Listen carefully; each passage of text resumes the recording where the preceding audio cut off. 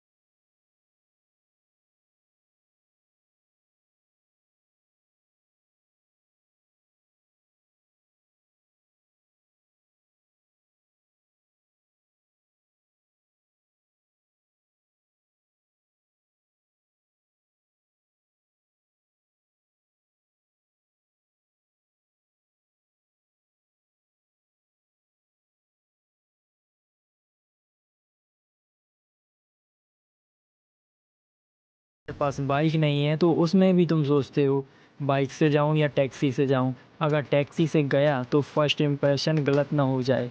भाई रुको यार, इतना ज़्यादा मत सोचा करो। तुम उस लड़की के लिए इतना क्यों सोच रहे हो जिससे तुम अभी तक मिले भी नहीं।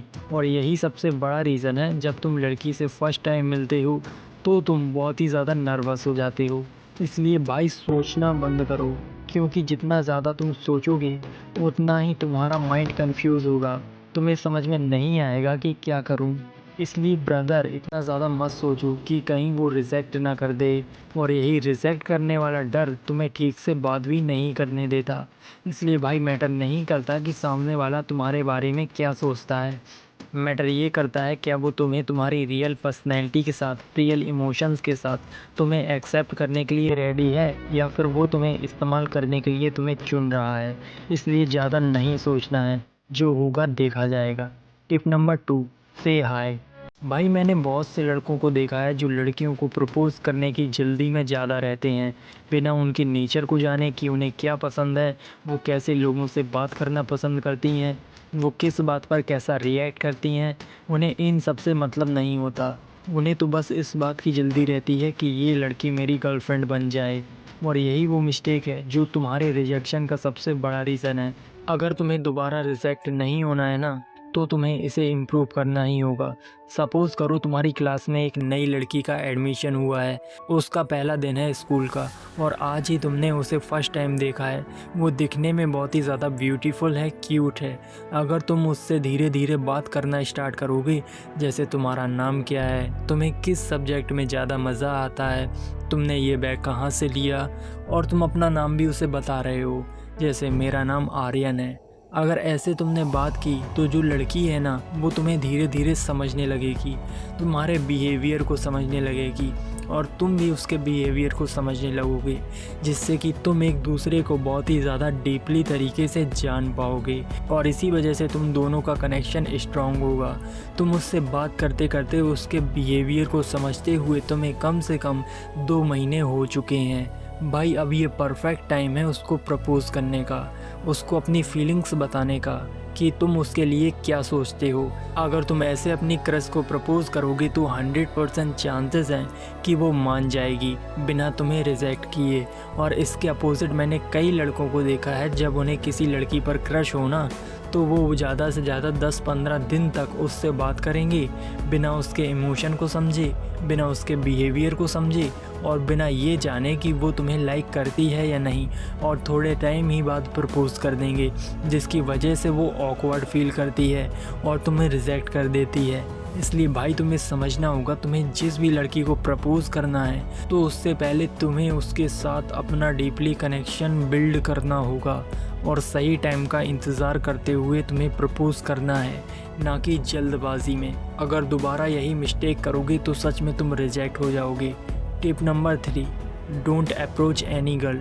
अगर तुम भी उन लड़कों में से हो जो लड़कियों के नेचर के बेसिस पर उन्हें प्रपोज़ नहीं करते, बल्कि उनके फिज़िकल ब्यूटी के बेसिस पर प्रपोज़ करते हैं, भाई एक बात बताऊं, जो दिखने में जितना ज़्यादा अच्छा होता है ना, वो उतनी ही ज़्यादा फेक होता है। हमारे आसपास ऐसी बहुत सारी लड़कियां हैं, मैं सब की बात नहीं कर रहा, लेकिन काफ़ी हद तक ऐसी लड़कियां हैं जो अच्छा दिखने का दिखावा करती हैं। वो ऐसा दिखाती हैं जैसे वो तुम्हारे अलावा किसी और को देखना नहीं चाहती, तुम्हारे अलावा किसी और से बात नहीं करना चाहती, बट रियलिटी इसके जस्ट अपोजिट होती है। वो तुम्हारा फ़ायदा उठाने के लिए तुम्हें हर वो क्वालिटी अपने अंदर दिखाती हैं जो तुम उनमें देखना चाहते हो, ताकि तुम्हें ये बिलीव हो जाए कि जो सामने वाली लड़की है वो एक्चुअल में तुमसे प्यार करती है और तुम्हारे हर बुरे टाइम में हमेशा तुम्हारे साथ रहेगी। और ये सब इसलिए किया जाता है ताकि वो तुम्हारा फ़ायदा उठा सके, तुम्हें जब तक इस्तेमाल कर सके जब तक तुम्हारा बैंक बैलेंस ख़त्म नहीं हो जाता। तुमसे कहेंगी ये चीज़ दिला दो, वो फ़ोन दिला दो, ये वाली मेकअप किट दिला दो, मुझे बेबी ये खाना है, बेबी मुझे ये खाना है, ये कपड़े कितने ज़्यादा अच्छे लग रहे हैं। भाई ये सब मैं ऐसे ही बनावटी नहीं कह रहा, ये एक्चुअल में मैंने फ़ेस किया है, इसलिए मैं नहीं चाहता कि तुम भी इस चीज़ को फेस करो। इसलिए तुम्हें उन लड़कियों से बात करना है जो एक्चुअल में तुम्हारे लायक हैं, जिन्हें तुम्हारे होने या ना होने से फ़र्क पड़ता है, जो तुम्हारी केयर करती हैं, तुम्हें हर सिचुएशन में सपोर्ट करने के लिए खड़ी रहती हैं जहाँ तुम्हें उनकी ज़रूरत पड़ती है। जानता हूँ ऐसी लड़कियाँ मिलना मुश्किल होता है, बट नामुमकिन नहीं। इसलिए तुम्हें उन्हीं लड़कियों से बात करना है जिनसे एक्चुअल में तुम्हारा दिल करता है बात करने का। उनका नेचर अच्छा है, भले ही वो अच्छी नहीं दिखती हो, मैटर नहीं करता, मैटर करता है उनका बिहेवियर। इसलिए तुम्हें उन्हीं लड़कियों से बात करना है जो एक्चुअल में तुम्हें चाहती हैं, ना कि उनसे जो तुम्हारा सिर्फ इस्तेमाल करना जानती हैं। Tip number 4, talk crush friend. भाई ये एक ऐसी चीज़ है ना जिससे मैंने खुद प्रैक्टिकल करके देखा है और इसका रिज़ल्ट 100% निकल कर आया है। तुमने कई सारी मूवीज़ में देखा होगा, जब कोई भी लड़की किसी लड़की से पटती नहीं थी तो वो लड़का उसकी फ्रेंड से कहता था उसको पटवाने को, और फिर उसकी फ्रेंड हेल्प करती थी लड़की की, और फिर उसकी फ्रेंड हेल्प करती थी लड़के की अपनी फ्रेंड को इम्प्रेस कराने में। मैंने सोचा था कि भाई ये मूवीज़ में होता होगा, बट ऐसा रियल लाइफ में भी होता है। भाई मेरा फ्रेंड है रोहित, उसकी घर की लेफ़्ट साइड की तरफ एक लड़की रहा करती थी, उसका नाम था अंशिका। अंशिका रोहित को लाइक तो करती थी, लेकिन वो कह नहीं पाती थी, वो एक शर्मीली लड़की थी। और उसी पड़ोस में अंशिका की फ्रेंड भी रहती थी। रोहित ने मुझे एक दिन कहा कि भाई आर्यन, ये लड़की है, मुझे इस पर क्रश है, ये मुझे लाइक तो करती है लेकिन मुझसे कह नहीं पाती, और उसकी फीलिंग भी मुझे पता नहीं है कि वो सच में मुझे लाइक करती है या फिर नहीं। तो भाई मैंने उसे आइडिया दिया मूवीज़ वाला। पहले उसने मना किया, फिर मेरे कहने पर उसने ट्राई किया।